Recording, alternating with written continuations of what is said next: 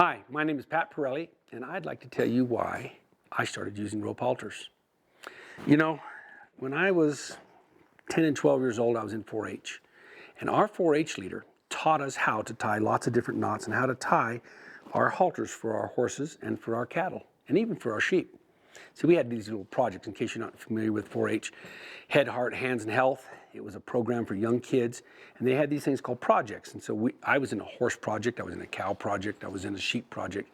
And he taught us how to take a simple piece of rope and tie the halter necessary for what we were using for our animal.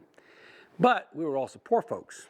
So everybody made fun of us because, or at least me, because I always had a rope halter. So when I was a kid, I had this nice rope halter. This rope halter wasn't a nice one. It was made out of a little piece of kind of cottony type of rope. And so I couldn't wait until I got my first, not leather halter, but nylon halter. See, leather halters were, something that a lot of English riders rode, or people that had, wealthy horse owners and stuff, they had leather halters. Well, then somebody came up with this idea of making a nylon web halter. And I'll never forget, they had a red one, a blue one, and a green one.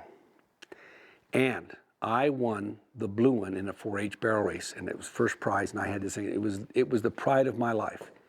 But about a year later, the thing got real stiff, and it got to where the holes, where they punched the hole through it, it didn't work very good anymore, because everything and I was just felt terrible, because not only did my halter not work very good anymore, but I didn't have enough money to go get one, so I went back to tying my halters again. Well, many years went on, and I decided after my rodeo career, I was going to start breaking and training horses for the public, and finally I got this mule in, and I had a lot of mules, in case you didn't know. And the lady that brought the mule said, Pat, he said, this is my mule, and I want you to do this, but she says, I always use a rope halter on my mule. Oh, really? Why? And I'm thinking, she must be poor. Why is that? And she says, because, without the rope halter, he'll lean on it, and he used to drag me around. But I put this rope halter on, and he doesn't drag me around anymore, because she said it's real thin, and he doesn't want to lean on it. I don't know, okay, that makes sense. Well, she was right.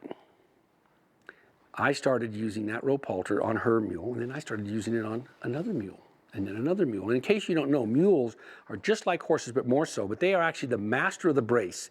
They can bow their neck right here, get it strong, get that nose over here, and I mean take you sand skiing like you have never believed. Well, pretty soon I thought, you know what?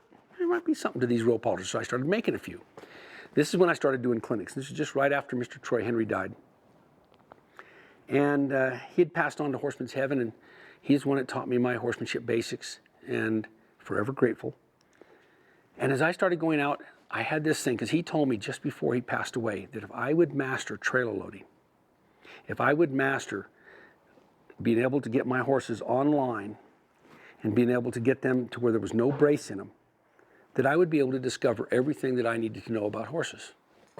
So when I started doing clinics, I started teaching people some ground skill basics, and I started making sure before we left, it was usually a 2-day clinic, and sometimes there were 5-day clinics, but every single rider that brought their horse, I made sure that they could trailer load their horse the way they should be able to use, using psychology.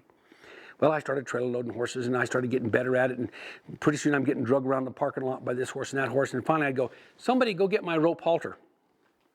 And somebody'd go get my rope halter, and I'd put it on, and they'd go, how do you know it's going to fit? And I says, because one size fits all unless he's too big or too small. Because pretty much true, because that thing could shrink down all the way to there. Now, I started tying these halters because people started asking me, well, can you sell me yours? I go, well, I can't sell you mine, but I'll make you one. So then I started finding out that not only was the rope halter the right idea, but then I discovered that there's the right kind of rope, and this is called yachting braid. And this 1/4-inch diameter on this yachting braid is not only, it's so strong, my brother-in-law has Belgians, and he had a Belgian horse that almost pulled the tree over, couldn't break the halter. He said, that horse, she'll pull down, she'll break any halter. And I said, she won't break ours. And he called me up about 6 months later. He says, you're right. She said she tried. Now she quit trying to pull back. So I started realizing that other than, unless he's really like a big draft horse, we make a draft horse size or a warm blood size or a little foal size or even an Arabian size, but pretty much one size fits all unless it's too big, too small. Well, I started tying these halters, and I'd tie about 30 of them a week.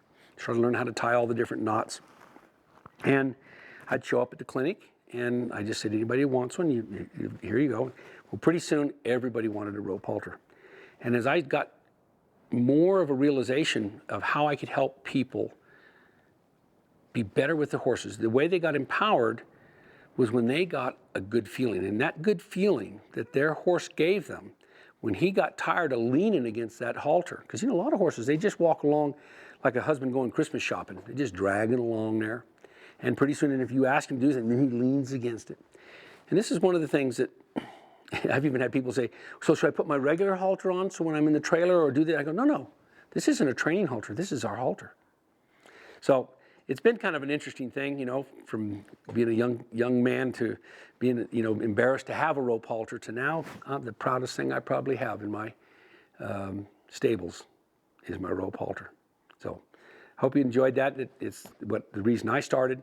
And to me, I always ask my horse, what is it that you like best?